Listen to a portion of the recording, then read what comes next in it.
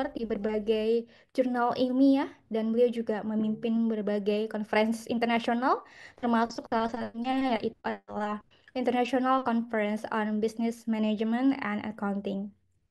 Selain itu, beliau juga aktif sebagai Ketua International Forum on Digital Economic and Technology Advancement.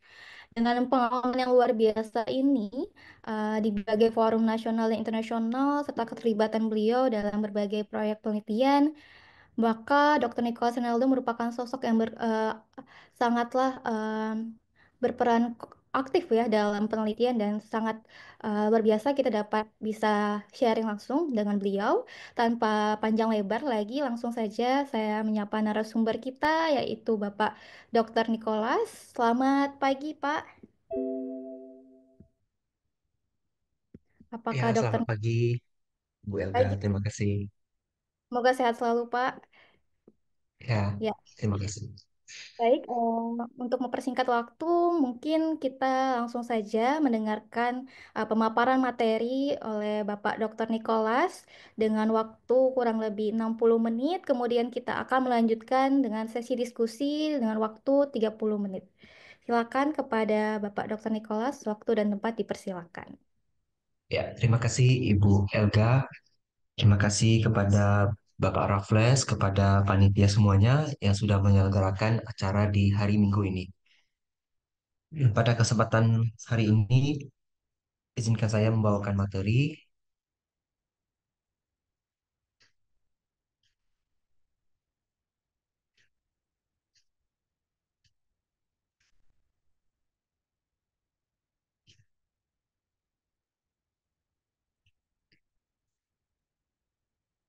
Ini share screen-nya dari panitia ya, berarti ya? Atau dari saya?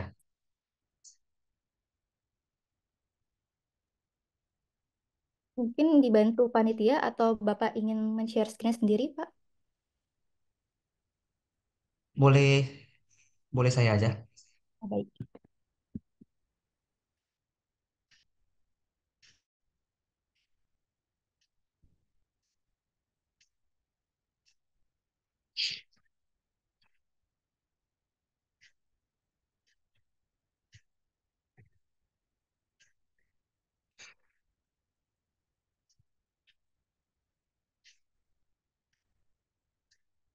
Oke, izinkan saya untuk membawakan materi pada pagi ini yang berjudul Trik Jitu Tembus Publikasi Scopus bagi Pemula.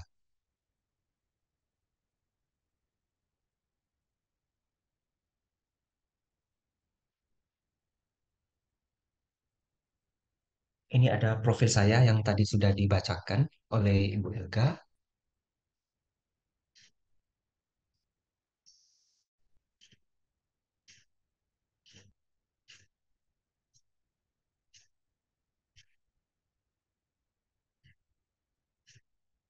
Oke, kita masuk ke dalam materi.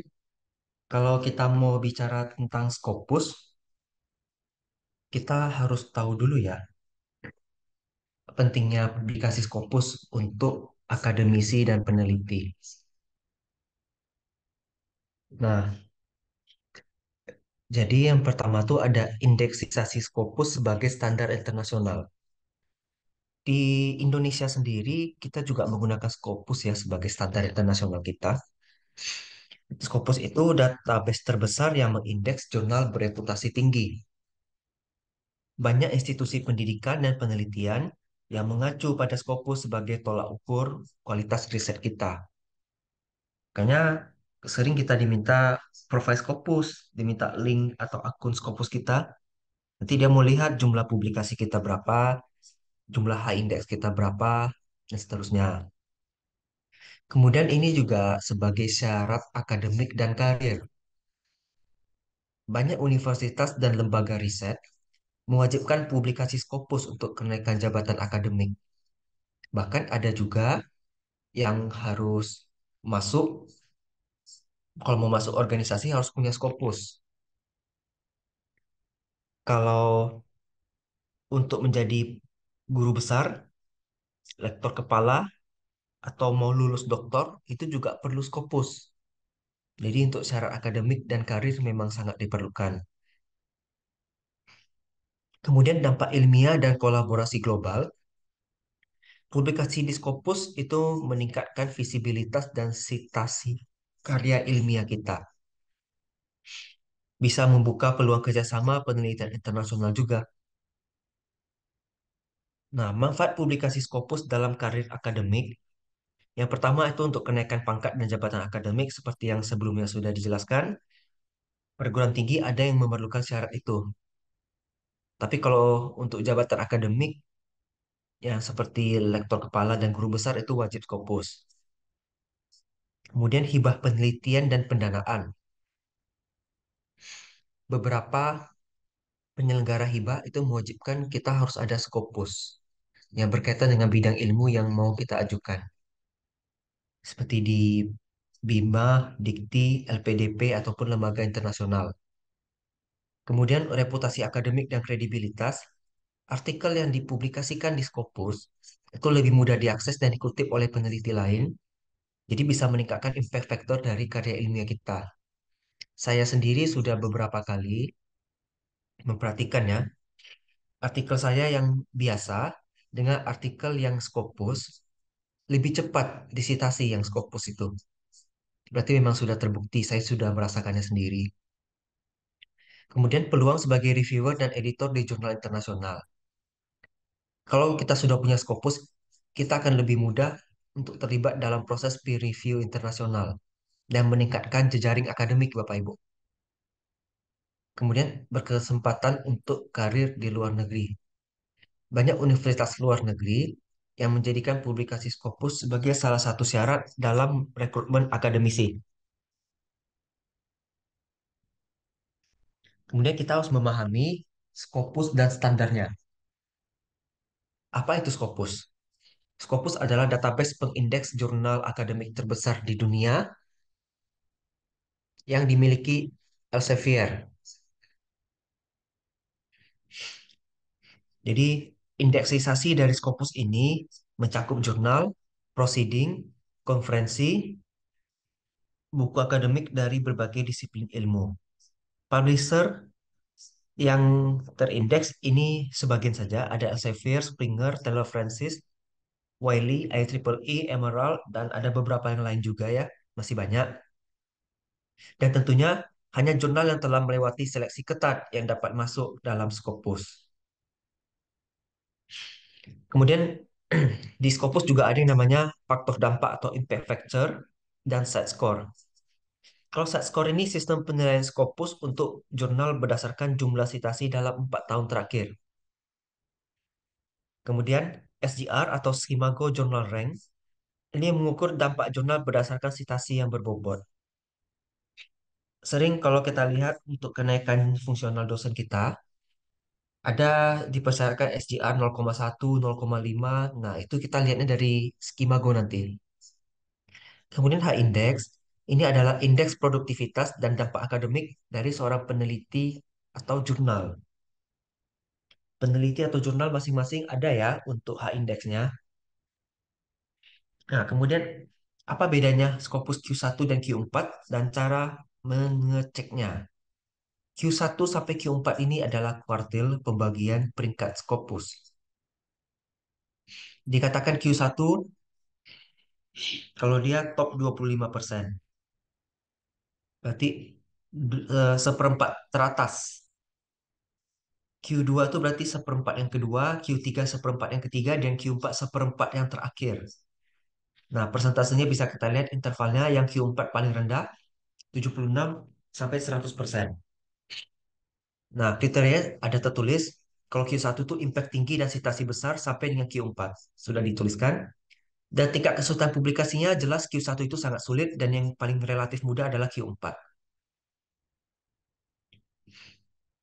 Nah, jadi kalau strategi mau publikasi di Q1 sampai dengan Q4, kalau kita pemula kita mainnya di Q3 dan Q4 saja. Kalau kita mau tingkat kebaruan yang tinggi itu Q1 dan Q2. Kalau kita untuk lektor kepala biasanya Q3, Q4 sudah cukup. Kalau untuk guru besar Q1 dan Q2. Jenis artikel yang diterima di Scopus. Yang pertama original research atau artikel penelitian asli. Ini jenis artikel utama yang memuat hasil penelitian asli. Ini seperti artikel yang biasa kita tulis untuk penelitian sebagai syarat, misalnya untuk syarat lulus skripsi, tesis, ataupun disertasi. Itu original research namanya. Kemudian review artikel ini analisis mendalam tentang berbagai penelitian sebelumnya dalam satu topik. Ini contohnya penelitian bibliografi, bibliometrik maksudnya, systematic literature review, kemudian ada penelitian case study. Ini studi kasus spesifik dengan analisis mendalam, sering ditemukan di bidang bisnis, kedokteran, dan teknik. Kemudian short communication, laporan singkat tentang temuan penelitian yang belum cukup untuk menjadi artikel penelitian penuh. Kemudian conference paper itu berasal dari proceeding konferensi. Beberapa bisa kita akses di Scopus. Seperti IEEE itu sering ada proceedingnya bisa terlindas Scopus. Ada juga Atlantis Press di bidang bisnis ya. Nah, kemudian artikel yang biasanya tidak diterima di Scopus. Laporan teknis atau makalah yang hanya bersifat deskriptif, esai opini tanpa data penelitian, dan artikel yang tidak mengikuti format akademik standar. Cara mengecek jurnal terhadap Scopus. Kita lihat nanti dari Skimago, websitenya sudah dituliskan, dan juga Elsevier Journal Finder itu juga bisa. Nanti kita akan coba praktekkan. Kemudian langkah menulis artikel berpeluang tembus Scopus. Yang pertama, kita melihat pemilihan topik yang relevan dan up to date. Kunci utamanya adalah memilih topik yang menarik dan terkini, Bapak Ibu. Ciri-cirinya, yang pertama harus relevan dengan tren penelitian terbaru, seperti artificial intelligence, sustainability, fintech, digital transformation. Kemudian memiliki novelty atau kebaruan, bukan sekadar replikasi dari penelitian sebelumnya. Kemudian memecahkan masalah yang sedang berkembang di dalam bidang ilmu tertentu dan berkontribusi secara teoritis dan praktis bagi dunia akademik dan industri. Tools untuk mencarinya kita pakai Google Scholar Trends, pakai Scopus Preview, WOS Hot Papers, IEEE Explore, dan Springer Link. Jika Anda baru memulai, coba meneliti topik yang sering dikutip, lalu cari research gap penelitian yang bisa dikembangkan. Misalnya sekarang lagi ngetrend sustainability accounting. Cari variabel yang sering digunakan, pastinya sustainability performance, digital atau green innovation, sustainability, green supply chain management. Nah, variabel-variabel seperti itu kita cari research gap-nya nanti. Berikutnya kita menulis struktur artikel yang baik dan sesuai standar. Kalau dari beberapa rujukan yang saya temukan, mereka mengatakan IMRAT model.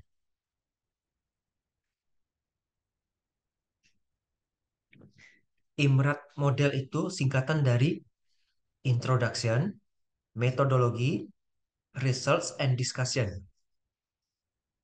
Nah, setiap jurnal Scopus memiliki format baku dalam struktur artikelnya. Yang pertama itu abstrak, maksimal 250 kata. Strukturnya ada background, objektif, method, result, dan conclusion. Kemudian gunakan keyword yang sesuai agar artikel mudah ditemukan dalam database. Kemudian kita menulis introduction. Jelaskan latar belakang penelitian. Sampaikan state of the art. Kemudian tunjukkan gap penelitian dan akhiri dengan rumusan masalah dan tujuan penelitian. Berikutnya metodologi.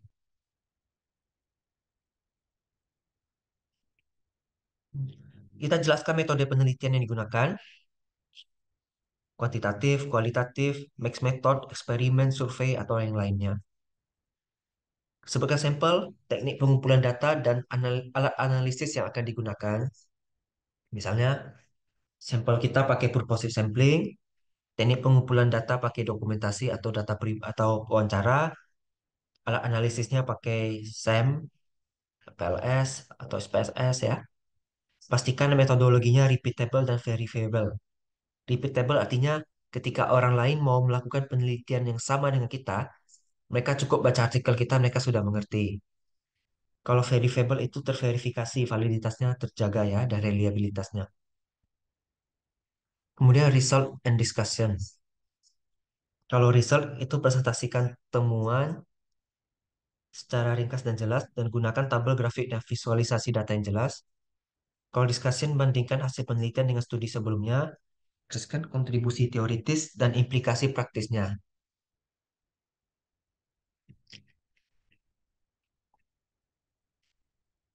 Mohon maaf, suara saya masih terdengar jelas ya sampai Masih sekarang. terdengar jelas, Pak. Oke, terima kasih. Untuk discussion, kita bandingkan hasil penelitian dengan studi sebelumnya, jelaskan kontribusi teoritis dan implikasi praktis, dan sebutkan keterbatasan penelitian untuk memberikan ruang penelitian lebih lanjut. Di conclusion atau kesimpulan, ringkas hasil utama dan sampaikan implikasi penelitian dan jangan menambahkan informasi baru di kesimpulan. Sering saya lihat beberapa peneliti seperti itu. Informasi baru kita jelaskannya di discussion, jangan di kesimpulan. Kesimpulan adalah ringkasan dari penelitian kita. Kemudian untuk tambahan ada acknowledgement, itu jika ada sponsor atau hibah penelitian. References itu wajib. Dan kalau bisa gunakan alat, Mendeley, Zotero, atau yang lainnya. Kutip artikel dari Scopus juga kalau mau terbit di Scopus. Itu wajib. Dan saya secara personal sering menambahkan state of the art.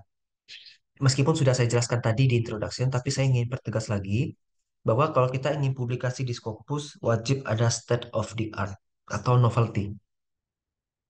Kemudian ini tambahan juga, saya secara personal sering menuliskan teori. Karena kalau kita tidak pakai teori, rasanya penelitian itu kurang cocok, kurang enak. Orang bilang kurang afdol ya. Minimal satu aja teorinya. Misalnya, kalau kita mengangkat topik tentang sustainability accounting, ya setidaknya kita kutip teori triple bottom line oleh Elkington. Kenapa? Kemudian gaya bahasa akademik dan teknik penulisan yang baik. Nah, kesalahan umumnya kita harus kita tolak. Sorry.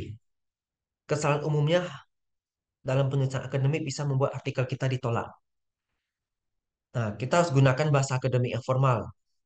Hindari bahasa informal dan subjektif. Gunakan bahasa yang objektif dan sesuai dengan fakta. Ini ada bahasa contohnya ya. Penelitian ini sangat menarik dan bermanfaat. Itu kalimatnya tidak informal. Sorry, kalimatnya informal atau tidak formal. Untuk kalimat bakunya, penelitian ini memberikan kontribusi signifikan dalam bidang akuntansi. Misalnya dalam pengembangan indikator pengukuran, bla bla bla. Seperti itu.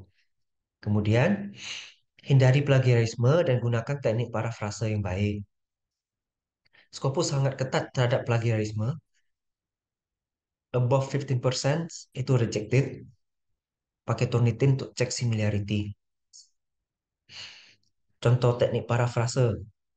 Digital transformation affects company's performance significantly. Itu rasanya kurang enak kalau dibaca. Lebih cocoknya begini. The implementation of digital transformation has a substantial impact on business performance. Ini lebih enak untuk dibaca. Kemudian gunakan citasi yang tepat, citasi sesuai jurnal dan mintanya apa. Biasanya APA, American Psychological Association, sekarang sudah versi ketujuh ya kalau di Mendeley. IEEE itu sering juga, tapi lebih sering di jurnal komputer saya lihat. Harvard beberapa, terutama jurnal-jurnal yang diterbitkan oleh Harvard. Kemudian ada Vancouver. Vancouver itu dia biasanya pakai angka tanpa footnote. Kemudian ada juga yang modelnya pakai footnote. Nah, itu semua tergantung dari tempat jurnal yang mau kita tuju. Pakailah aplikasi Mendeley, Zotero, EndNote, atau aplikasi yang lainnya yang untuk membantu kita melakukan manajemen referensi. Menggunakan referensi yang berkualitas, ini dari Scopus atau WOS. Jurnal Scopus ini hanya menerima referensi dari jurnal sumber yang terpercaya. Ciri-cirinya berasal dari jurnal Trindex Scopus atau WOS, yang diterbitkan 5 tahun terakhir, kecuali untuk teori fundamental. Seperti misalnya teori Elkington itu tahun 1980-an, kalau tidak salah ingat. Research based view teori itu juga sudah lama ya. Kemudian kalau di keuangan ada struktur modal, ada teori Modigliani-Miller, teori Miller model, teori Jensen, free cash flow model, packing order teori lah. Itu kan sudah lama sekali. Itu masuk teori fundamental. Nggak mungkin nih bisa kita kutip di tahun 2020 sampai 2025 kan, kalau 5 tahun terakhir. Kemudian kutip juga artikel yang memiliki jumlah citasi yang tinggi. Artinya memang penelitian itu valid. Kenapa? Karena disitasi banyak orang. Kemudian cara mencari referensi yang berkualitas itu dari Scopus Preview, Google Scholar, WOS, ResearchGate, Academia Edu. Nanti saya kasih prakteknya ya, Bapak Ibu. Strategi memilih jurnal yang tepat. Kita harus mengenali jurnal predator dan cara untuk menghindarinya sebagai berikut. Pertama, kita ketahui dulu apa itu jurnal predator.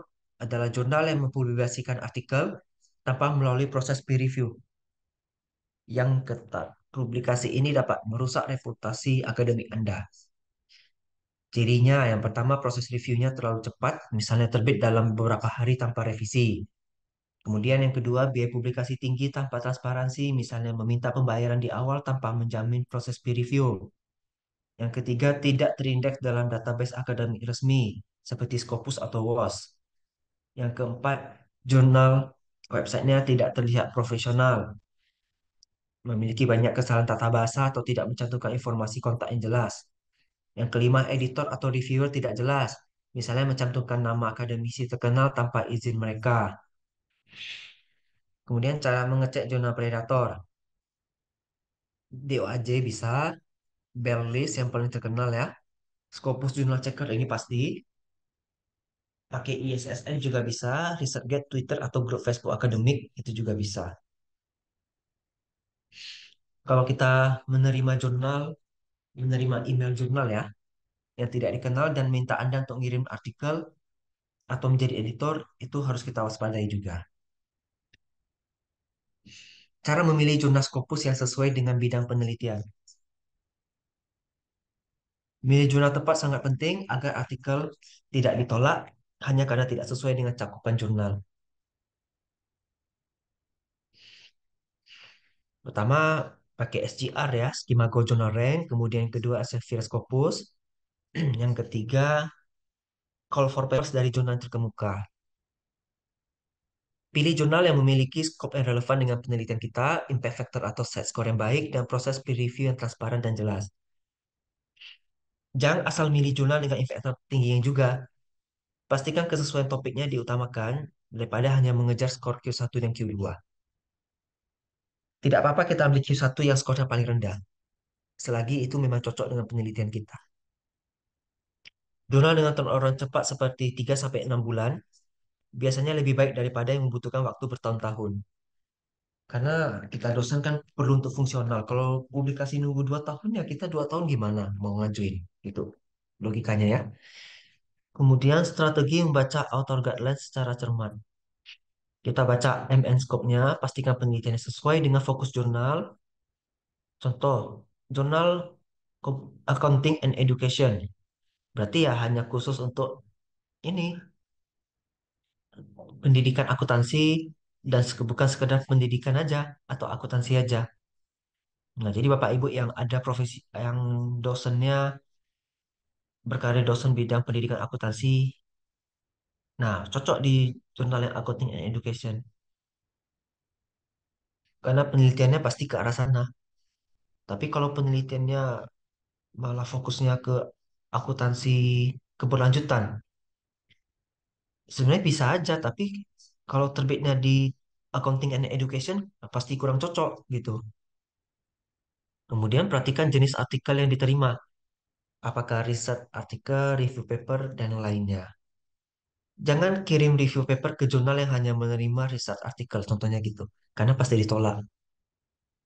Kemudian cek batasan jumlah kata, format referensi, dan template. Biasanya ada tuh 7.000 sampai 8.000 kata aja. Kita baca nanti di websitenya.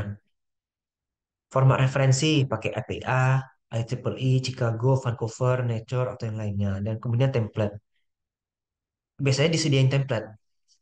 Tapi beberapa jurnal terkenal seperti Emerald itu ada yang pakai template dan juga ada yang tidak perlu template. Jadinya seperti kita nulis kosong biasa aja.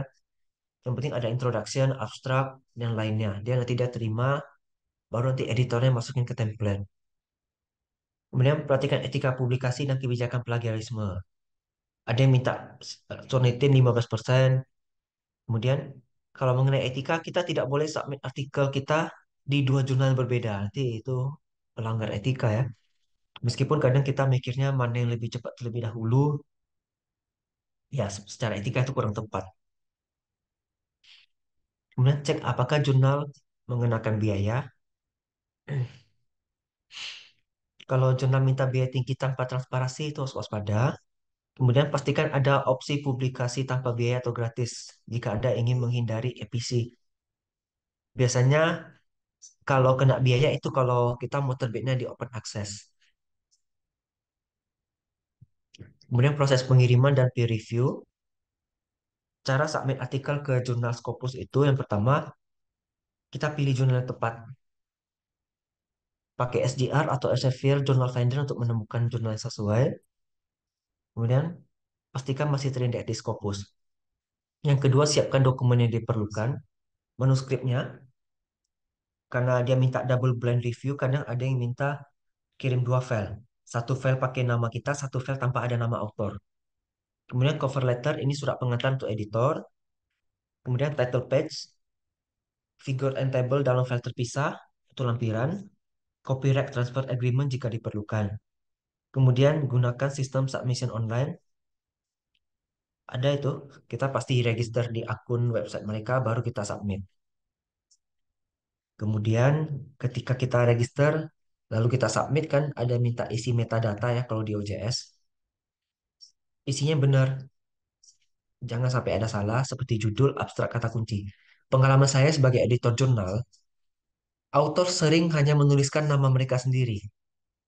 Nama partnernya lupa mereka tulis. Ya, meskipun kita sebagai editor bisa bantu, tapi kan rasanya kurang afdol ya. Masa hal seperti itu editor yang kerjakan. Tapi nggak apa-apa. Kalau saya biasanya bantu. Tapi editor lain saya kurang tahu ya. Kadang ada yang hanya karena kurang autornya, 5 orang hanya di pas submit hanya tulis 1 orang, mereka tolak gitu. Kemudian cek ulang dan submit. Pastikan tidak ada salah format, dan setelah submit, kita akan menerima email konfirmasi dari jurnal atau dari OJS-nya. Nah, kalau kita mau menyiapkan cover letter menarik, kita pelajari dulu. Cover letter ini adalah surat pengantar untuk meyakinkan editor bahwa artikel kita ini layak dan bisa dipertimbangkan untuk dipublikasikan. Ini ada format penulisan baku ya untuk cover letter. Silakan Bapak Ibu baca. Nanti ada materinya di saya share ya di chat kita nanti. Oh ya, untuk cover letter, kita hindari cover letter yang terlalu panjang. Cukup 1 halaman. Malah kadang di beberapa sistem submit OJS, kalau mau tulis cover letter, nggak bisa upload. Kita harus ketik langsung di websitenya. Kemudian jangan sekedar copy paste abstrak dalam cover letter kita. Kalau bisa abstrak tuh ya kita ringkas lagi dalam cover letter. Dan gunakan bahasa formal dan profesional. Kemudian proses review dan cara menghadapi revisi dari reviewer.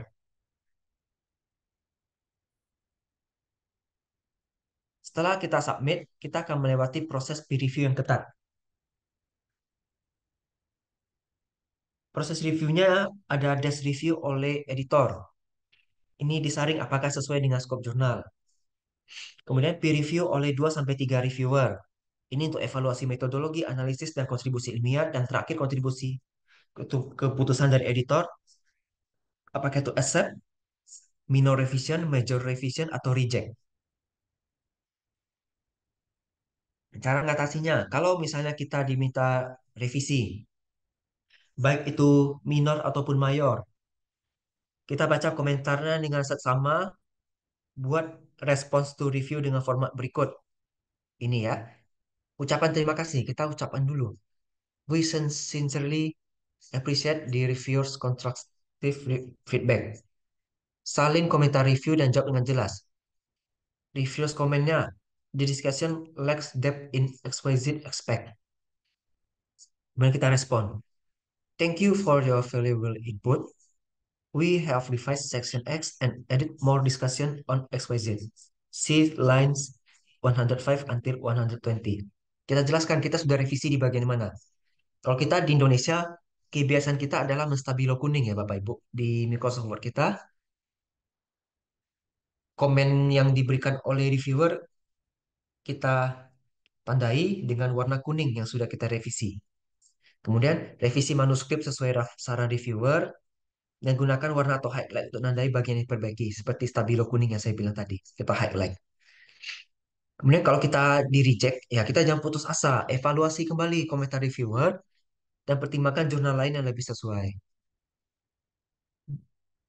Kemudian cara menghindari desk rejection. Desk rejection adalah penolakan langsung dari editor tanpa masuk ke tahap review. Biasanya yang jelas pasti karena tidak sesuai dengan scope jurnalnya. Ya, solusinya kita cek MD-scope-nya. Kemudian formatnya, judul dan abstrak, tidak jelas, tingkat similaritasnya, dan kurang referensi. Ini kalau referensi, kita misalnya mau terbit di jurnal A ya, setidaknya kita kutiplah dua jurnal di A itu. Yang topiknya sejenis dengan kita. Karena kan mereka juga perlu untuk peningkatan citasi ya. Ini ada tools dan teknik untuk bantu publikasi. Yang pertama, Mendeley atau Zotero untuk manajemen referensi. Ini jelas ya, Bapak Ibu juga pasti menulis pakai Mendeley ya. Bapak Ibu dulu untuk lulus menulis skripsi, tesis, dan disertasi pasti ada menggunakannya ya. Kemudian Grammarly atau Quillbot untuk proofreading dan paraphrasing. Ini belum semua dosen yang menggunakannya. Saya sendiri menggunakan Grammarly, terutama untuk yang bahasa Inggris, untuk mengecek tata bahasa, ejaan, dan kejelasan tulisan. Kemudian bisa membantu meningkatkan profesionalisme dalam penulisan artikel. Kalau Grammarly ada yang gratis, ada yang premium. Saya biasanya pakai yang gratis saja, karena bagi saya yang gratis itu sudah cukup fiturnya untuk saya gunakan. Grammarly untuk proofreading. Kalau untuk paraphrase pakai Quillbot, itu untuk menghindari plagiarisme. Kemudian yang ketiga, Turnitin atau iTicket untuk plagiarisme. Kalau Turnitin, saya rasa Bapak Ibu juga sudah banyak tahu ya. Yang keempat, Cite AI dan Connected Papers untuk riset referensi yang relevan. Cite AI itu sebenarnya AI ya, bisa digunakan Connected Papers untuk bantu menemukan artikel terkait dalam satu bidang penelitian. Kita pakai Cite AI untuk memastikan referensi yang dikutip benar-benar relevan. Connected Papers untuk menentukan literatur yang terbaru. Kesalahan umum yang harus dihindari. Pertama, tentang jurnal predator. Jurnal predator biasanya menjanjikan publikasi cepat tetapi tidak memiliki standar akademik yang baik. Tanda-tandanya tidak terdaftar di Scopus, WOS, atau DOAJ. Tapi kadang ada juga jurnal nakal. Dia sudah berhasil masuk ke Scopus. Sebelum masuk Scopus, dia baik-baik dulu. Diikuti semua aturan Scopus. Tapi nanti setelah sudah Scopus, malah jadi bisnis dia. Dulu janjinya 1 tahun, misalnya hanya terbit 4 volume. Setelah Scopus malah jadi 12 volume. Itu nampak sekali orientasi profitnya. Tahu dulu biaya penerbitannya hanya 300 USD. Setelah Scopus malah menjadi 1000 USD. Wah, itu tinggi sekali. Makanya biaya publikasinya tinggi tanpa proses review yang jelas itu bahaya. Situs web jurnal terlihat kurang profesional, tidak mencantumkan informasi editor, artikel sebelumnya di jurnal tersebut kualitasnya rendah atau tidak relevan dengan skop jurnal. Kemudian cara menghindari jurnal predator, cek di Scopus. cek di DOAJ. Kemudian hindari jurnal yang mengirimkan email spam. Dan pastikan dari jurnal yang ternama seperti Springer, Taylor Francis, Emerald, dan lainnya. Kemudian kesalahan dalam format dan referensi. Ini ya, silakan Bapak Ibu baca. Kurang lebih ini seperti yang sudah kita jelasin sebelumnya ya. Kesalahan dalam menanggapi reviewer. Banyak peneliti gagal dalam tahap revisi karena salah menangani komentarnya. Ada yang mengabaikan komentar, tidak jawab dengan jelas. Terus ada yang merasa tersinggung. Kadang manusia gitu ya. Kita ajarin yang benar, dia malah menyangkal. Jadi emosi dan tersinggung. Oh, nggak benar ini. Kenapa dia mereview saya seperti ini? Padahal saya ini benar loh gitu. Nah, itu kan nggak boleh. Kita harus bisa menerima kritik dan masukan dari reviewer ya. Meskipun kita sudah jadi profesor, kita submit jurnal dan kita di review dengan mayor ya. Ya, jangan hanya karena kita profesor, kita tidak boleh dikritik ya. Nggak boleh seperti itu. Kemudian, tidak memberikan bukti perubahan. Kemudian, cara hadapi. Jangan panik. Kita di review, kita dikritik, itu tujuannya untuk perbaikan diri kita. Kemudian buat respons letter yang sistematis. Berterima kasih kepada reviewer. Jelaskan perubahan yang dilakukan secara detail. Jika tidak setuju, berikan argumen. Kemudian kalau mau pakai tabel, pakai dua kolom. Satu komentar review dan kedua perbaikan yang telah dilakukan. Kadang ada beberapa jurnal yang sudah sediain template. Ada juga yang tidak sediain template untuk review ini. Kalau tidak sediain template, kita tidak wajib ya. Tapi kalau mau buat juga nggak apa-apa. Kemudian pastikan setiap revisi ditandai dalam naskah. Jadi kurang lebih seperti itu ya Bapak Ibu. Trik jitu untuk publikasi Scopus untuk pemula. Ya, saya sendiri juga masih belajar ya dalam hal publikasi ini. Saya mohon maaf apabila ada kesalahan dalam penyampaian materi. Oh ya, kita coba sedikit praktek. Apakah masih bisa, Bu Elga? Masih bisa, Pak. Masih kurang lebih 27 menit. Oke, izin sebentar ya. Kita coba praktekkan.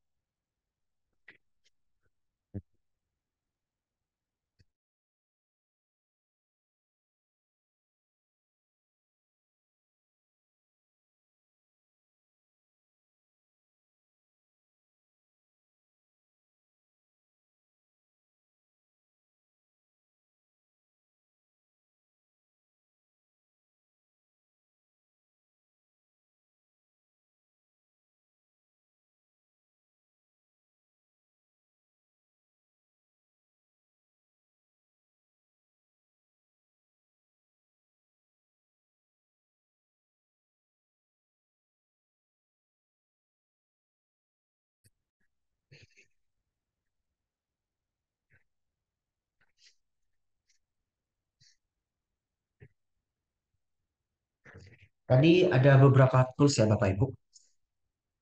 Setelah kita lihat di sini, kita pakai Scopus, kita pakai Skimago, pakai WOS, kemudian kalau jurnal SFL Funder,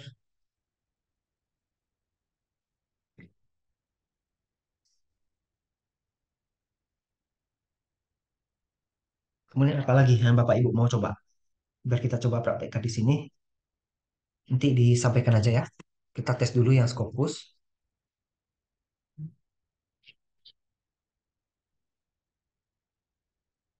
Oh, ada yang minta praktek cara kita untuk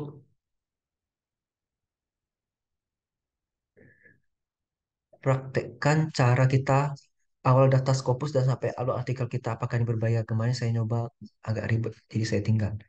Kalau untuk daftar Scopus, Pak, maaf, ya Pak Tommy, untuk daftar Scopus, kita register biasa, Pak. Dan itu tidak berbayar. Kita cukup create account di sini. Atau kalau Bapak Ibu sudah punya Mendeley, ketika sign in, kita pakai akun Mendeley. Itu bisa. Jadi tidak berbayar. Kalau saya nggak bisa praktek lagi karena saya sudah punya akun. Karena saya sudah punya akun ya nggak bisa buat akun baru.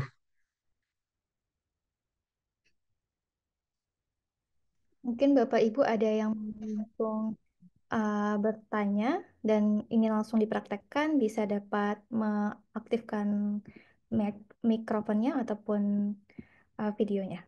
Silakan. Izin Pak, tanya sedikit Pak. Ya,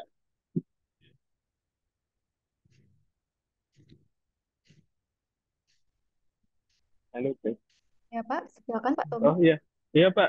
Ini saya mungkin agak bingung itu ya Pak. Kalau kita upload artikel atau apa itu mungkin boleh dipraktekkan itu Pak ya. Itu seperti apa ya di Scopus ini dan kemudian ini memang benar-benar free semua Pak ya. Kita upload artikel kita sampai mungkin kita di review. Soalnya saya agak bingung ada menu berbayar atau apa kalau nggak salah ya. Jadi saya agak-agak rasa ribet ya kemarin tuh saya tinggal aja jadi apa mungkin boleh boleh minta tolong sedikit banyaknya tadi tunjukin kok.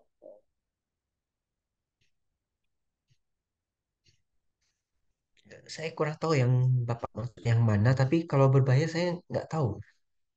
Karena selama ini saya kadang bantu teman juga daftar akun Scopus tidak ada bayar, Pak.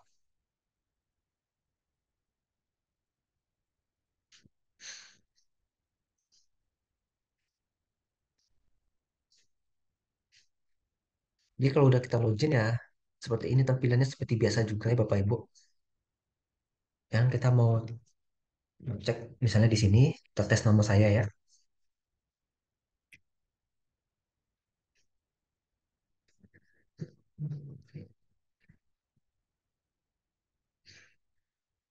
Ada muncul, ini penelitian saya.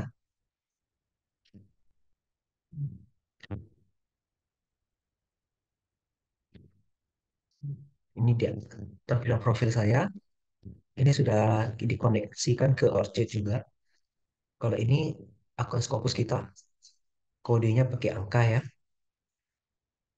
Nah, cuman karena yang premium, jadi beberapa item tidak bisa diklik di sini. Ini artikel-artikel kita yang sudah dipublikasikan yang terindeks Scopus.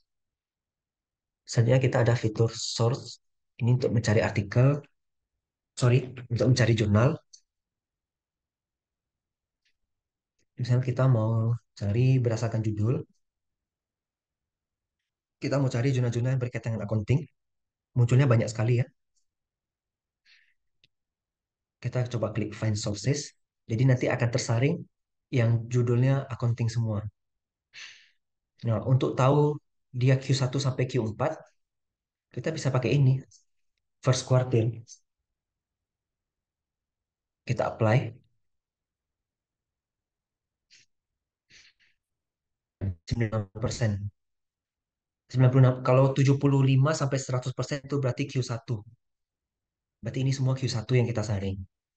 Atau mau Q4, kita apply di sini. Nah, Q4 tuh 0 sampai 25%.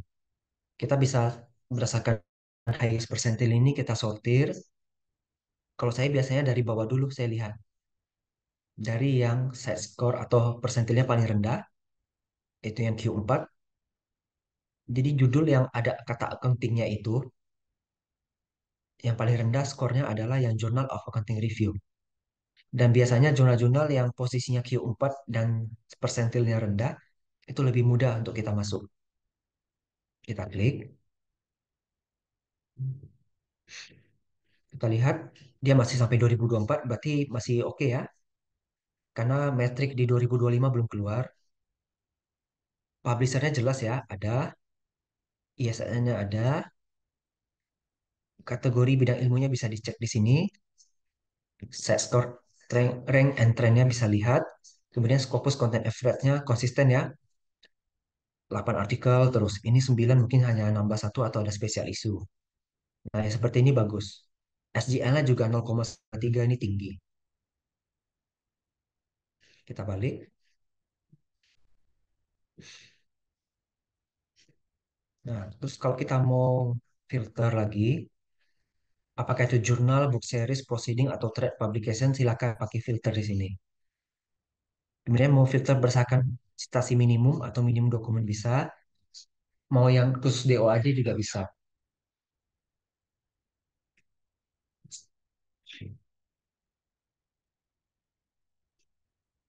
Jadi Bapak Ibu, silakan di otak-atik fokusnya kalau mau publikasi ya. Silakan dicek. Iya, Pak Nikolas. Ya, Tadi membaca SJR, high index tadi gimana Pak? Nilainya berapa, paling rendah berapa, paling tinggi berapa gitu Pak? Bisa dijelasin Pak? ya. Kalau kita melihat dari sini bisa Pak. Hari highest percentage SGR. Bukan. Side score.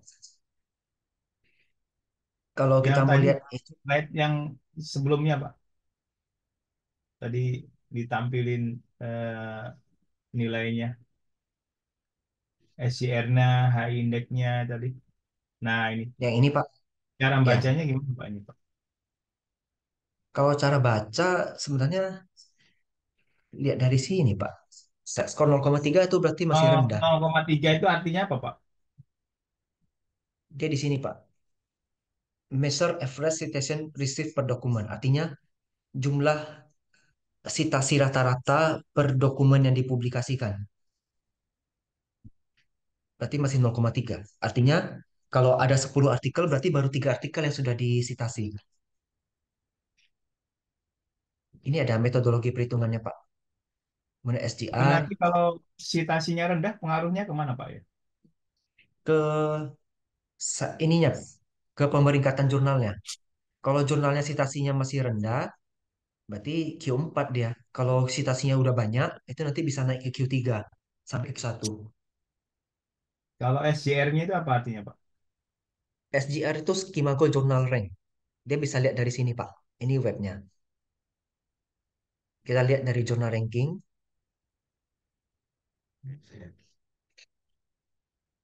Misalnya subjek kita di akuntansi ya. Kategorinya accounting. Kalau region country-nya nggak usah lah ya. Kita semua aja global. Nah, bisa Bapak Ibu lihat SGR-nya kalau tinggi dia Q1 ini posisinya. Kemudian Itu artinya apa Pak? turun-turun-turun Q2. Jadi SGR ini dipakai untuk pemeringkatan jurnal juga, Pak. Hmm. Semakin Semakin tinggi tinggi nilainya, semakin bagus. makin bagus. Kita Kaitannya lihat dengan yang Q4 citasi ya. nggak Pak? Kaitannya dengan citasi nggak Pak? Iya, ada kaitan citasi juga, Pak. Kalau kita lihat H index ya, H index itu kan berkaitan dengan citasi ya, Bapak Ibu. Ini SGR yang rendah, dia Q4. H indeksnya rendah juga, 2, 3, 4, dan seterusnya. Kita lihat yang Q3, sudah mulai sedikit lebih tinggi, 0,274 dan H indeksnya 21, lebih tinggi lagi. Berarti dia sejalan Bapak Ibu. H indeks tinggi, SGR akan ikut tinggi. Juga citasinya juga Ini mau tinggi Pak. tinggi juga. Pokoknya H indeks tinggi itu menandakan citasi yang tinggi. Oh, oke. Pak izin Pak tanya sedikit Pak. Cara kita upload jurnal tuh gimana caranya Pak ya? Terus apakah Makasih itu Pak. ada template template tertentu yang harus kita penuhin supaya upload jurnal kita bisa di Scopus itu Pak? Boleh dipraktekin ya cara upload dan template-nya itu apakah harus template khusus Pak ya untuk kita ini? Eh, Maaf Pak, suaranya putus-putus Pak di tempat saya. Halo? Ya, halo. Iya, iya, iya, iya, izin Pak saya tanya sedikit Pak, itu cara upload jurnal kita itu di Scopus itu gimana caranya itu dan apakah memang ada template khusus yang apa yang harus kita penuhin supaya kita bisa upload jurnal kita di Scopus gitu Pak. Mungkin boleh praktekin cara uploadnya itu ya Pak. Mungkin menu yang mana saya agak bingung. Terus kemudian kalau kalau sedang direview statusnya itu gimana ngelihatnya Pak ya? Itu sih Pak. Jadi cara-cara cara dari upload sampai kita melihat status itu sih Pak.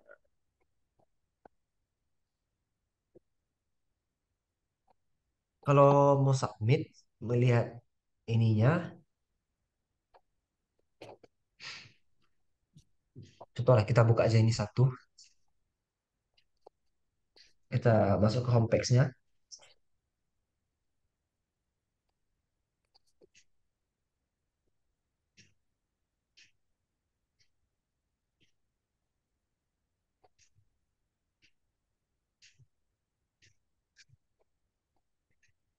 Nah ini ada submission, ada manuskrip.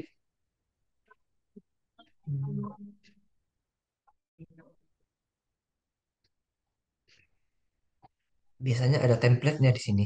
Kalau nggak ada template, berarti kita sesuai yang kita bisa aja.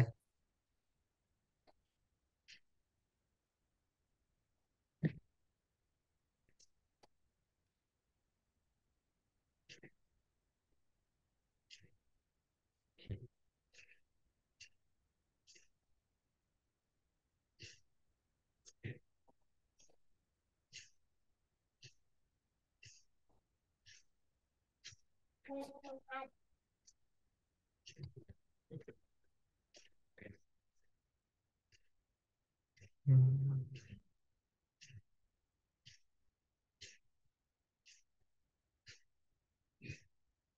Right for authors.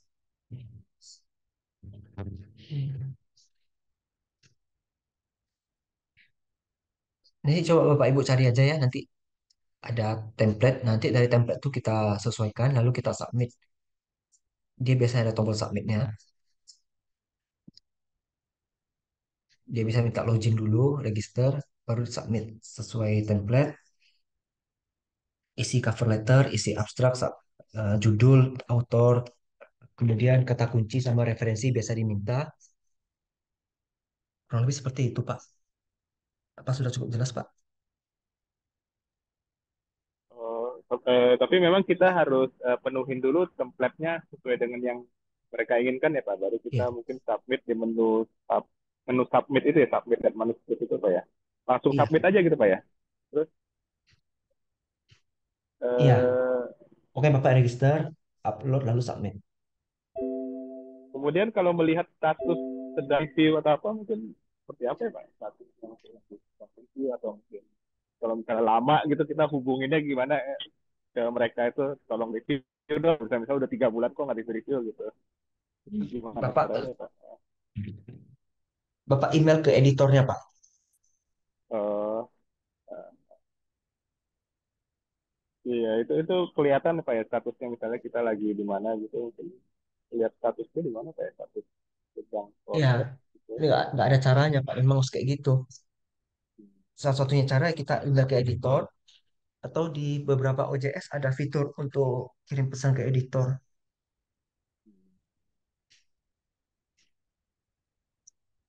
Karena kan kita Izin tidak Pak kenal Nicholas. editornya siapa. Ya, status sedang review di menu apa pak ya statusnya sedang di review gitu Gimana, Pak?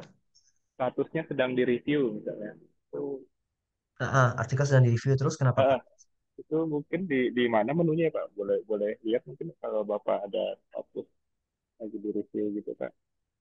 Tampilan OJS ini beda-beda, Pak. Saya Beda-beda nggak tahu ya. juga bisa di mana lihatnya. Eh, Izin Pak Nicholas, Ya, terkait terkait jurnal yang free itu tuh, atau tidak berbayar itu bagaimana nyarinya Pak ya? Atau yang murah-murah itu gimana ya carinya? biasanya yang murah itu ada di Q4, Pak. Berkisar serat dari 0 sampai 300 USD. Itu yang Q4 $300. dolar. Hmm. Kalau mau tahu free-nya dari mana, ya biasanya kita buka satu-satu, Pak. Hmm. Bisa juga Bapak dari DOAJ ya. Ngelihatnya dari mana ya? Kalau dia free. Ya kita harus cek di sini, Pak. Ada kadang tertulis artikel processing charge. Cuma kita harus baca-baca di sini.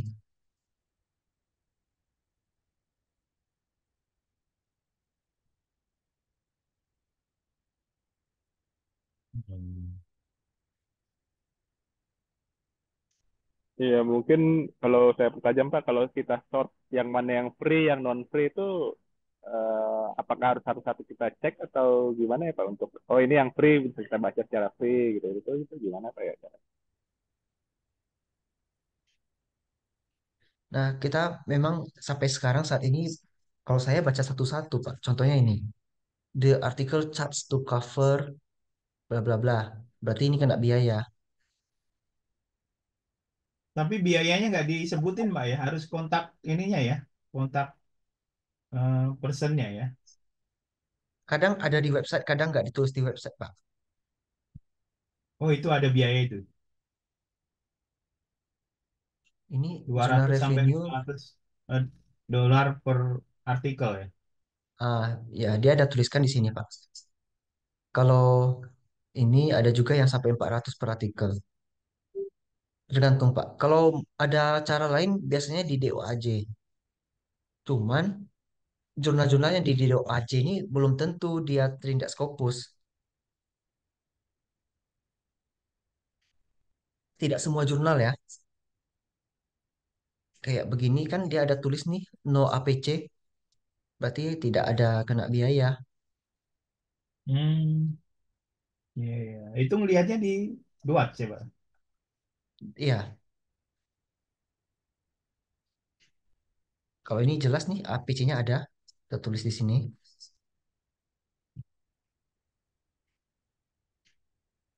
Ini Duatnya semua artikel atau khusus artikel accounting aja, Pak?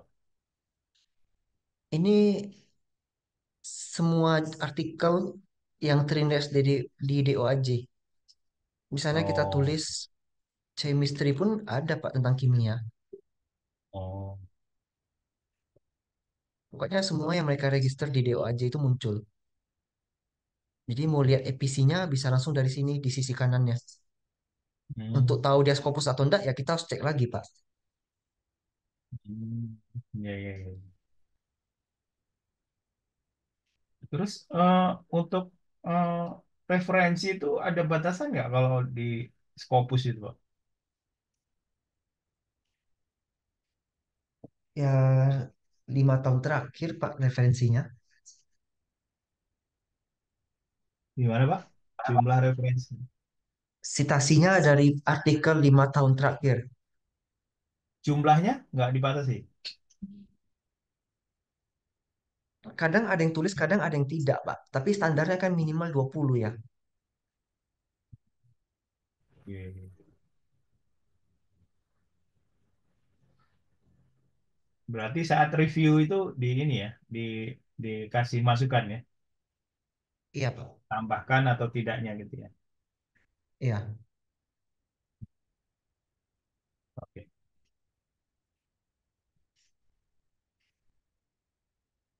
Terima kasih, Pak Nicholas.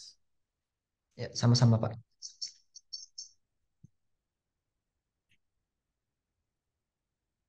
Kemudian ini kalau kita pakai WOS, kita misalnya cari jurnal accounting di sini. Inilah dia, jurnal-jurnal accounting yang terindeks di WOS. Kita coba klik satu,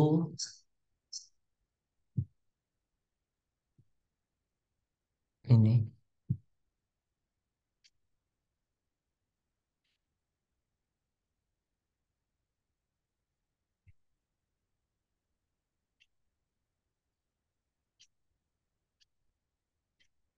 Kalau dia minta login. Oke. Kalau ini jurnal finder, Bapak Ibu kalau mau cari jurnal Scopus, tapi bingung mau submit di mana, pakai alat bantu ini. Bapak Ibu tinggal ketik abstraknya, atau pakai cara kedua, pakai kata kunci judul atau MS Scope-nya. Oh, ini semacam AI-nya ya. Iya, betul Pak. Misalnya kita pakai kata kunci aja ya, biar cepat. Pak Nicholas, Iya, iya. Eh, kalau kita mau buat artikel itu, apakah bisa dibantu oleh AI, semacam ChatGPT atau apa, Pak? Silakan Bu kalau memang mau dipakai. Tapi yang jelas setelah hasil dari AI kita tinjau kembali artikelnya. Itu ter, Jangan ya ya, ya silakan Bu. iya itu kalau kita mau plagiaris, mau dicek plagiarisnya itu kena biasanya berapa persen itu ininya plagiarisnya, plagiasinya. Artinya kita ingin tahu apakah kira-kira dengan menggunakan AI, ChatGPT atau semacamnya, itu kira-kira apakah peluang besar untuk plagiaris itu besar atau gimana? Supaya kita tahu juga, jangan kita asing menggunakan itu pada cukup tinggi dari sisi plagiarisnya, Pak. Kita coba cek hasil AI-nya itu di Turnitin. Turnitin kan ada fitur baru, cek AI. Jadi selain cek similarity, kita juga cek AI. Kalau memang aman ya sudah, nggak apa-apa Bu, lanjut. Oh iya, oke, oke, siap. Tapi tetap kita campurkan dengan bahasa kita sendiri.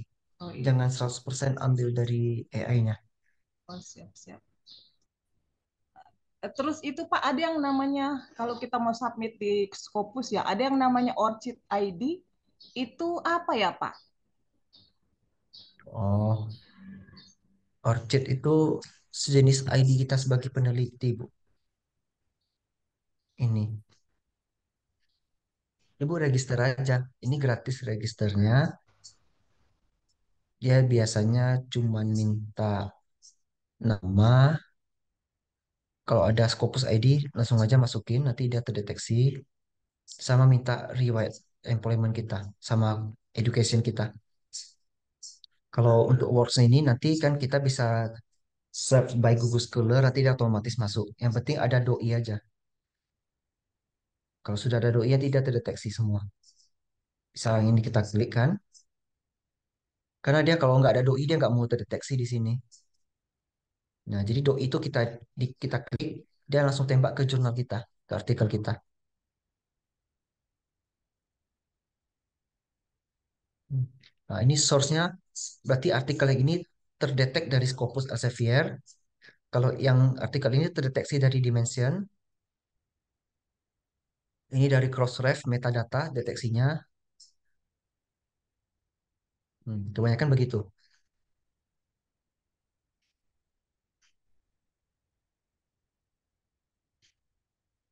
Gak apa-apa, Bu, diregister aja. Kalau bisa Bapak Ibu semuanya register ORCID. Tidak sulit caranya. Tinggal klik sign in register, nanti tinggal ikutin selesai.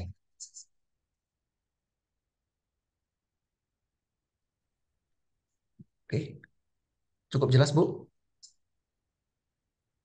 Iya, iya. Terima kasih Pak. Nah, kita balik ke jurnal Elsevier Finder ini. Setelah kita ketik kata kunci, rupanya jurnal ini yang disarankan. Nampak nanti impact factor-nya, site score. Nah, ini time to first decision 2 days. Artinya kita submit hari ini tanggal 2, paling lambat tanggal 4 sudah dapat info, diterima atau ditolak. Tapi masih di sisi editor ya, belum di reviewer lagi. Ini beberapa, ya gitulah. DOAJ sudah, ORCID sudah.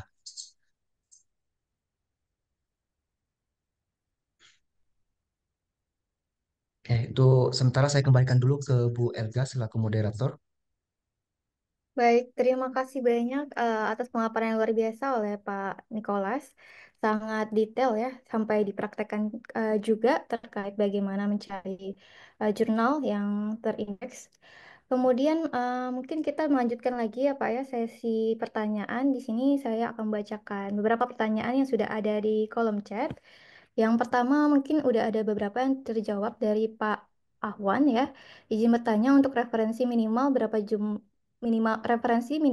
jumlahnya. Kemudian juga ada apakah meta analisis masuk literatur review. Kemudian berapa biaya publikasi Q1 sampai Q5. Dan mungkin yang terakhir juga sudah dijawab bagaimana melihat SJR, site score, dan H-index. Mungkin ada pertanyaan yang bisa dijawab nomor 2, Pak. Apakah meta analisis masuk literatur review? Dan biaya publikasi Q1. Silakan, Pak. Oke, oke, terima kasih atas pertanyaannya. Kalau meta analisis termasuk literatur review, iya bisa. Kita bisa masukin. Biasanya meta analisis pakai bantuan alat force viewer ya. Jadi force viewer mau dimasukin ke dalam artikel kita, hasilnya meta analisis. Kadang itu sebagai pendahuluan bisa. Kalau penelitian kita adalah bibliometric research, itu diizinkan. Jadi kita mau mengetahui kesenjangan variabel-variabel mana yang paling jarang diteliti oleh orang. Itu bisa. Jadi nggak salah Bapak Ibu masukkan di literatur review boleh, di pendahuluan boleh juga. Kemudian untuk biaya penerbitan Q1 sampai Q5 ya. Mohon maaf sebelumnya dia hanya sampai Q4 untuk klasifikasinya, jadi tidak ada Q5. Kalau untuk biaya ada yang gratis, ada yang berbayar. Untuk cek bayarnya berapa, kita harus ke website jurnalnya masing-masing.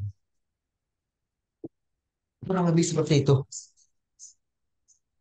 Baik, terima kasih Pak Nicholas atas jawabannya. Jadi bisa ya Pak ya untuk memasukkan meta analisis dalam literatur review. Dan kemudian untuk biaya publikasi mungkin kita bisa lihat satu persatu. Apakah sudah cukup jelas Pak Ahwan? Sudah, Bu. Terima kasih. Sama-sama Pak. Selanjutnya ada pertanyaan dari Bu Ulan Wahyudingrum. Pak, apakah jika belum pernah publish Scopus, bisa register di Scopus dan untuk mengakses jurnal-jurnal Scopus? Ya, terima kasih Bu Ulan. Kita meskipun belum ada akun Scopus pun, maaf, kita belum ada pernah publish Scopus pun kita boleh daftar akun Scopus. Jadi tidak masalah. Silakan Bapak Ibu daftar akun Scopus, silakan akses jurnal-jurnal yang Bapak Ibu perlukan. Baik, berarti bisa kita dapat melihat akses jurnal-jurnalnya dan kita mendaftar ya walaupun kita belum pernah publikasi.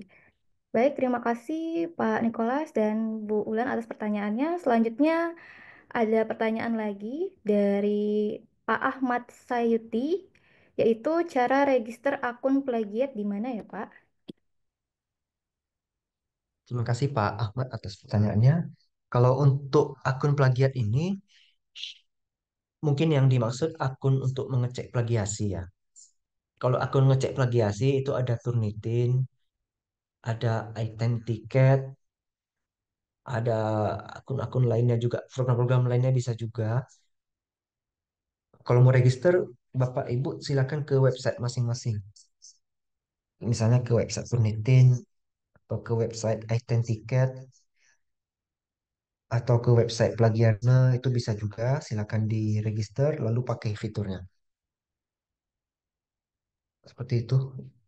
Baik, terima kasih Pak Nicholas dan Pak Ahmad Sayuti atas pertanyaannya. Selanjutnya ada pertanyaan dari Pak Fatur Rahman. Izin bertanya Pak, jika parafrase menggunakan tools seperti Quillbolt, apakah aman untuk Scopus? Kalau pertanyaan ini selagi memang Turnitinnya aman ya dia aman untuk Scopus juga. Sesuai pengalaman saya begitu.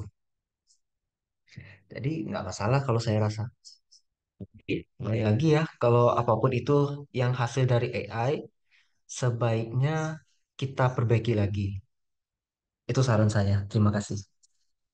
Baik, terima kasih Pak Nicholas dan Pak Fatur Rahman atas pertanyaannya. Selanjutnya ada pertanyaan terkait dari Bu Pascanova Gainau, yaitu izin bertanya Pak Nicole, saya pernah coba submit artikel ke salah satu jurnal Scopus.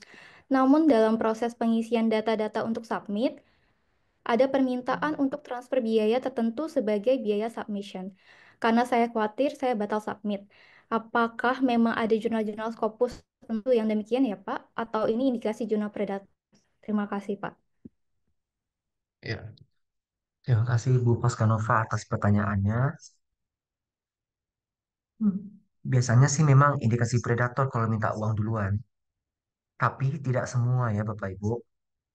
Saya pengalaman pernah melihat artikel, saya lupa jurnal mana, tapi itu termasuk yang terkenal punya.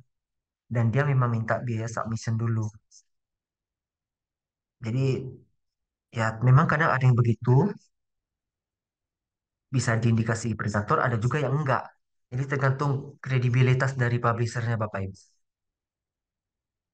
Seperti itu Ibu. Baik, terima kasih Pak Nicholas dan Bu Paskanova. Jadi mungkin uh, kita bisa lihat dari ini ya Pak ya, nggak semuanya predator ya Pak ya berarti ya Pak ya. Betul. Baik, selanjutnya ada pertanyaan dari Pak Supriyono. Berapa lama jurnal terindeks Scopus bisa terdeteksi di Scopus dan mengapa di Skimago terdeteksi tapi di Scopus tidak terdeteksi? Oke, Pak Supriyono, biasanya jurnal itu terdeteksi di Scopus terlebih dahulu, baru dia akan terdeteksi di Skimago. Nah, kalau terdeteksi di Scopus, tapi belum terdeteksi di Skimago, itu karena Skimago itu metriknya update di bulan Maret atau April di tahun berikutnya. Misalnya, jurnal ini baru terindeks Scopus di Desember 2024. Dia akan muncul di Skimago tuh sekitar bulan April 2025. Jadi di Scopus dulu baru di Skimago. Nah, kalau pertanyaan Bapak, mengapa di Skimago terdeteksi tapi di Scopus tidak terdeteksi? Karena jurnal Scopusnya kemungkinan besar sudah discontinue. Tapi update-nya telat di Skimago, makanya di Skimago masih terdeteksi dia terindeks Scopus, tapi di Scopusnya sudah tidak terdeteksi lagi. Seperti itu, Bapak Supriyono. Baik, terima kasih Pak Nicholas dan Pak Supriyono atas pertanyaannya. Selanjutnya ada pertanyaan dari Pak Samsi Edi. Bagaimana mendapatkan ID Scopus, Pak? Ya, Syamsi Edi, untuk bisa mendapatkan ID Scopus, Bapak wajib publikasi Scopus dulu. Itu syaratnya. Kalau hanya sekedar daftar akun Scopus, meskipun tanpa publikasi bisa, tapi nggak bisa dapat ID Scopus. Jadi memang syarat mutlak adalah harus publikasi Scopus. Begitu ya, Pak Syamsi Edi. Baik, terima kasih Pak Nicholas atas jawabannya. Bapak dan Ibu masih adakah yang ingin bertanya secara langsung ataupun melalui kolom chat? Izin tanya Sepiji, sedikit, Pak. Bu. Eh, Oh, ya. ya. Halo. Yang api api apa no APC tadi apa ya? Singkatan dari apa ya, Pak Nikola? Dalam pembayaran tadi di Doats. Oh, ya ya. PC, Article Ya. Processing Charge atau biaya pemrosesan artikel. Oh ya. Oke. Terima kasih, Pak. Ya, sama-sama. Izin tanya sedikit, Pak Nikola. Halo, Pak. Ya. Ya, ya, enggak, saya kan melihat Pak Nikola tuh artikel Scopus itu banyak banget, Pak ya. Mungkin saya boleh minta sharing dari Bapak itu. Mungkin proses Bapak itu ketemu novelty, ketemu sesuatu yang baru, terus masuk Scopus itu bagaimana prosesnya ya, Pak? Apa menemukan hal itu gitu loh. Terus yang kedua, ya mungkin Bapak kebanyakan apa metodenya kuantitatif apa kualitatif Pak ya? Dan kemudian di Scopus itu sebenarnya gimana sih kriterianya dia kalau kualitatif itu seperti apa, kuantitatif itu seperti apa yang bisa masuk Scopus gitu Pak? Mungkin boleh sharing gitu Pak, terima kasih.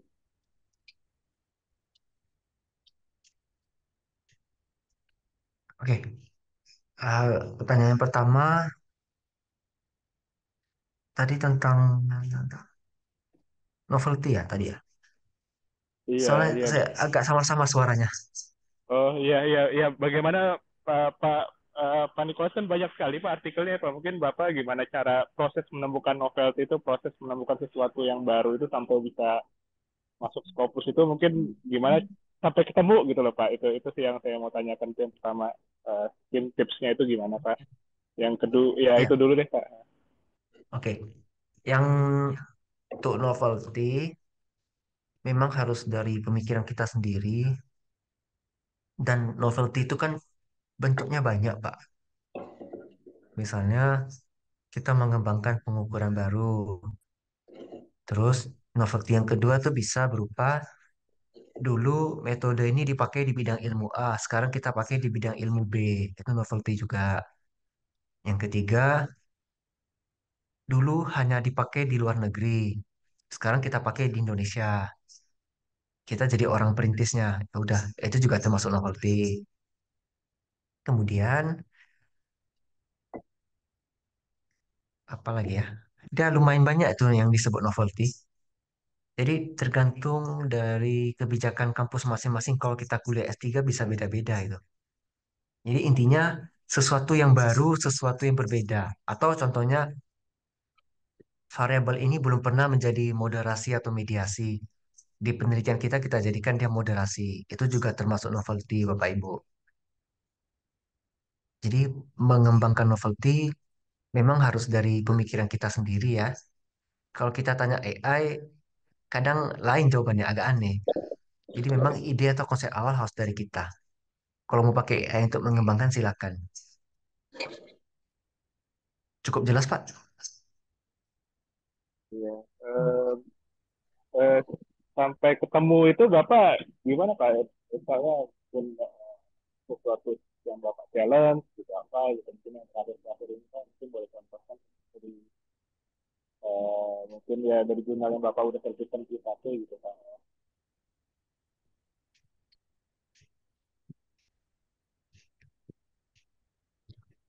Maaf, Pak, saya nggak jelas dengar suaranya, Pak. Oh iya mungkin bisa Bapak contohkan dari yang Q1 sampai Q2 yang Bapak udah eh, pernah terbitkan ya Pak. Mungkin seperti apa sampai ketemu deh Pak itu seperti itu Pak. Eh, Artikel Q2 yang pernah saya terbitkan itu tentang water accounting, Pak. Secara penting ya sampai Bapak ketemu novelty bahwa hal tersebut itu merupakan yang memang apa ya sesuatu yang baru itu boleh sharing Pak itu gimana caranya Pak ya? Oh, waktu itu ada Eh, salah satu pengukuran tentang efisiensi penggunaan air. hmm. Jadi kan ada biaya per volume, biaya per orang, dan volume per orang. Kalau saya tidak salah ingat, waktu itu kan cuma masih satu metode pengukurannya. Saya tambahin satu lagi yang baru. Jadi saya yang satu memodifikasi, yang satu lagi saya nambah yang baru rumusnya. Itu untuk mengukur efisiensi penggunaan air waktu itu, Pak. Bapak lebih banyak metode kuantitatif atau kualitatif Pak? Itu yang Bapak terbitkan Kalau di dulu satu saya kuantitatif, sekarang saya kebanyakan campuran, Pak. campuran itu boleh Pak ya?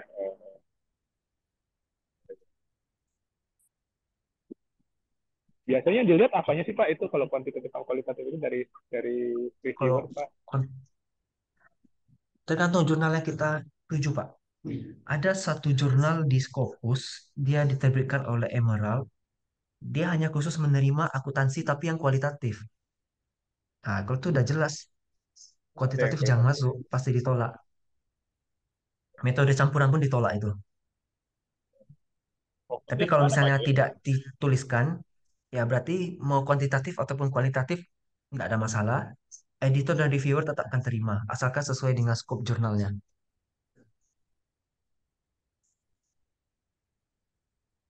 apakah juga diterima Pak? Misalnya kita hanya katakanlah studi literatur internet gitu Pak.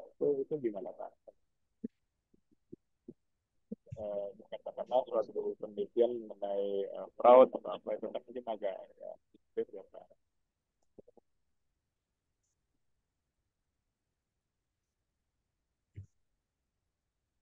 Kalau maaf Pak, suaranya putus-putus Pak. Iya, sebenarnya kalau misalnya studi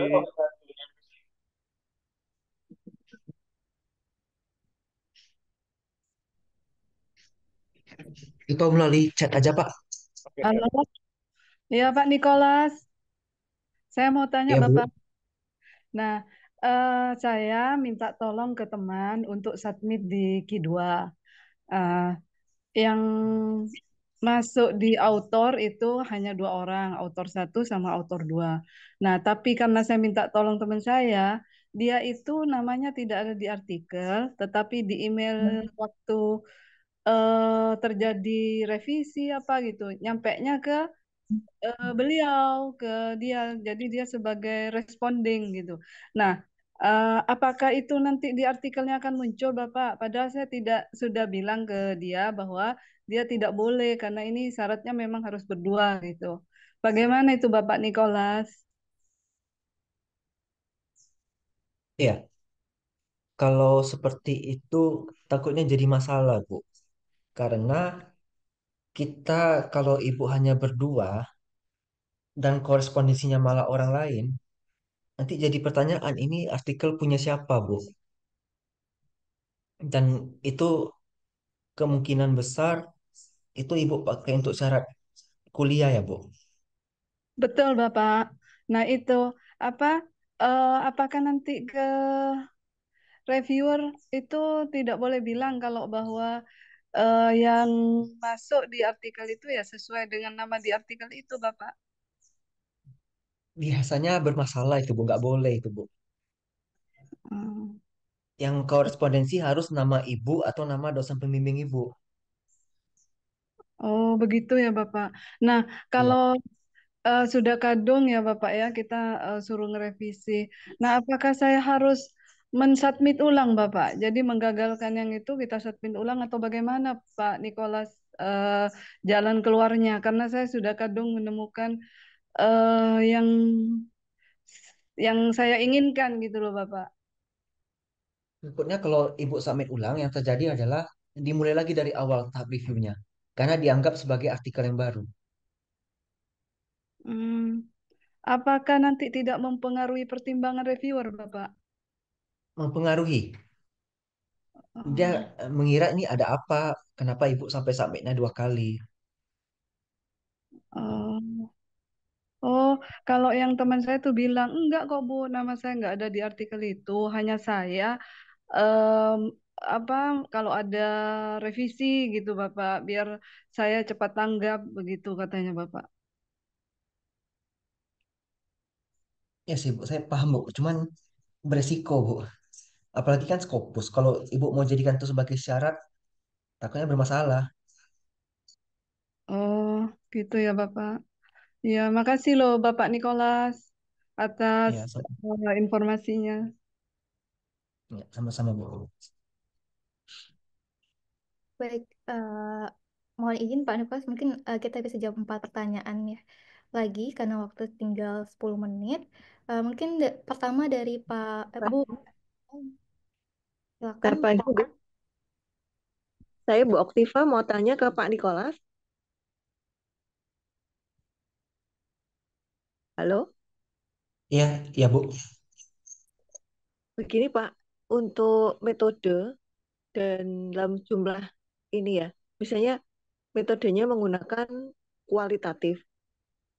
Setahu saya, biasanya besarnya sampel itu harus harus banyak begitu. Artinya di atas 100. Padahal kalau kualitatif kan sebetulnya tidak tidak harus sampel besar begitu. Nah, ini biasanya tidak atau menyulitkan masuk di Scopus. Nah, bagaimana nih saran Bapak kalau dengan jumlah sampel yang sedikit tapi bisa masuk di Scopus, Pak? Paling tidak di Q4 atau Q3. Mohon sarannya, terima kasih.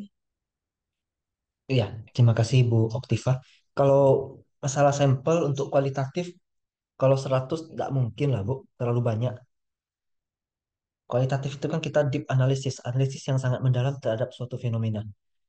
Jadi itu biasanya 5 sampai 10 pun sudah banyak sekali itu untuk kualitatif. Jadi kalau untuk bisa tembus ke Scopus, itu lebih diutamakan pada analisis dan pembahasannya. Dan memang bisa memberikan kontribusi. Jadi tidak masalah jumlah sampel atau respondennya kecil. Saran saya ya tetap utamakan di pembahasannya, Bu, sama implikasinya. Misalnya menggunakan mixed method bagaimana, Pak? Mix method juga nggak masalah, Bu. Mau Iya, itu kuantitatif tidak didukung kualitatif atau kualitatif didukung kuantitatif, sama saja, ya, tetap di tidak harus sampel pembahasannya. besar ya. Saya ulang tidak harus sampel besar ya, Pak. Tidak harus. Oh ya, terima kasih. Sama-sama, Bu. Baik, pertanyaan selanjutnya yaitu dari kolom chat ya Pak, dari Pak Jainal. Bagaimana teknik melakukan riset metode campuran Pak?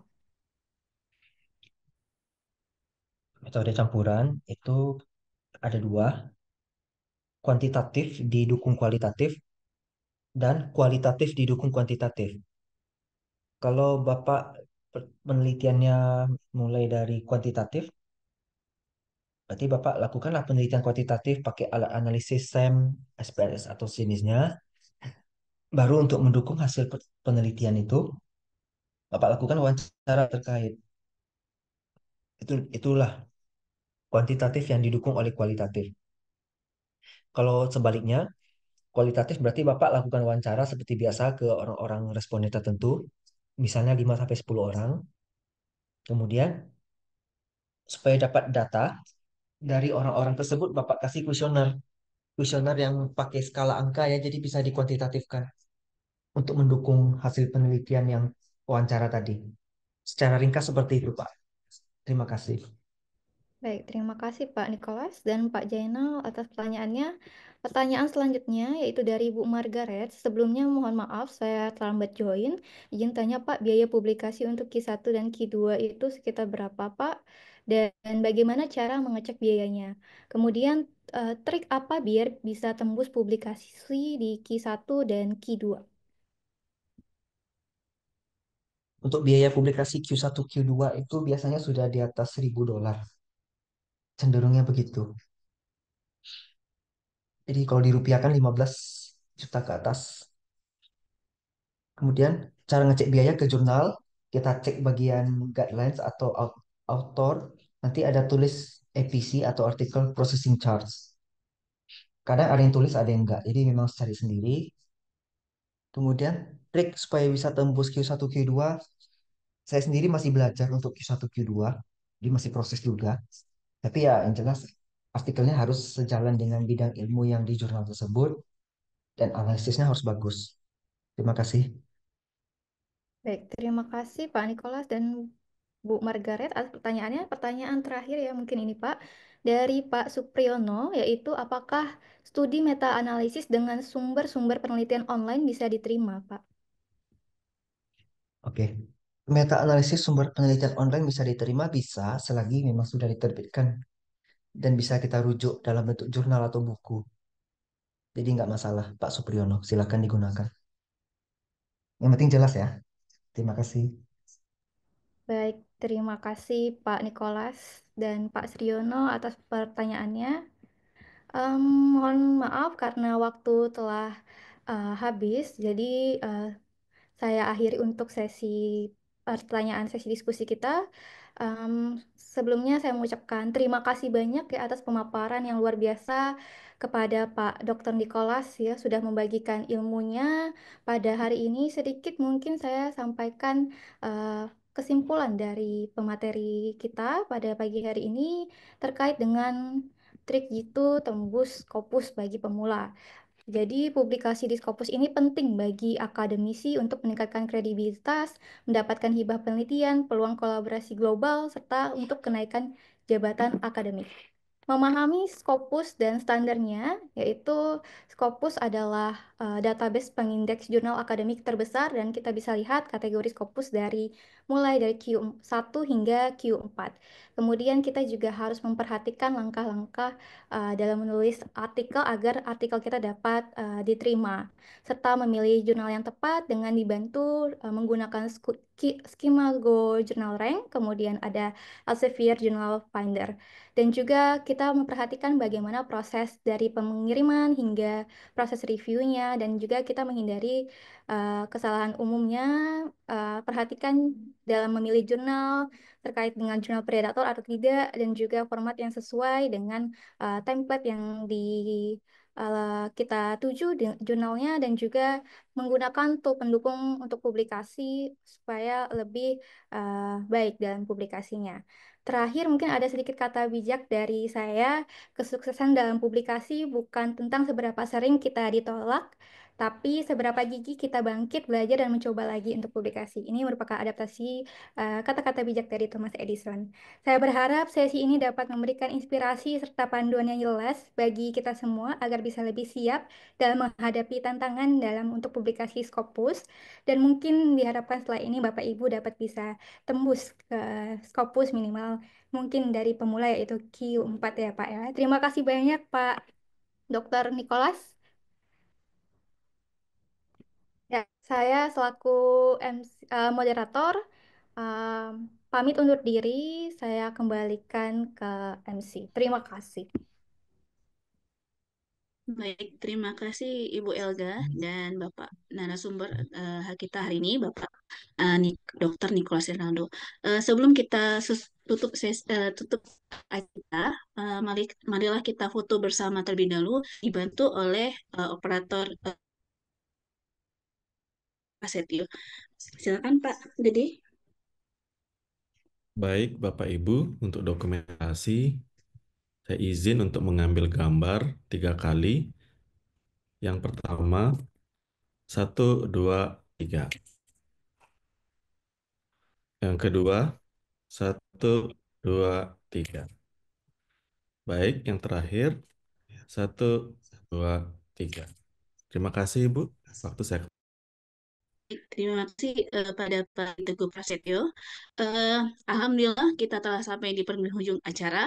Terima kasih banyak kepada Bapak narasumber Dr. Nicholas Rinaldo atas pemaparan materi terkait trik jitu tembus publikasi Scopus bagi pemula. Kepada Ibu Moderator, Ibu Elidis atas melancarkan acara ataupun diskusi hari ini. Kemudian kepada para peserta yang sudah cukup banyak bertanya, cukup banyak untuk menggali ilmu-ilmu terkait Scopus hari ini. Kemudian tak lupa juga kepada tim panitia, pada operator, pada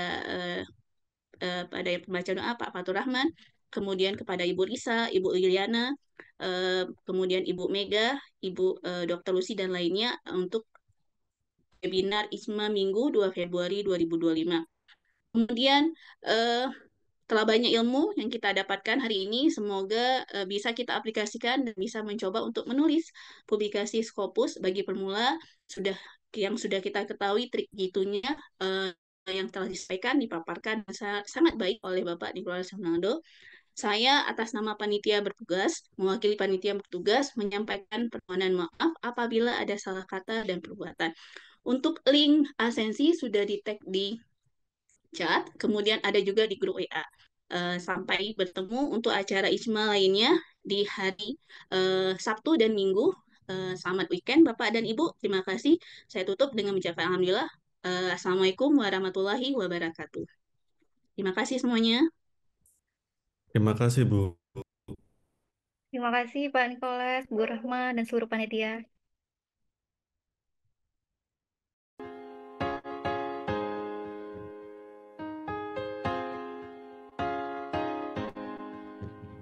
I ain't worried about nothing.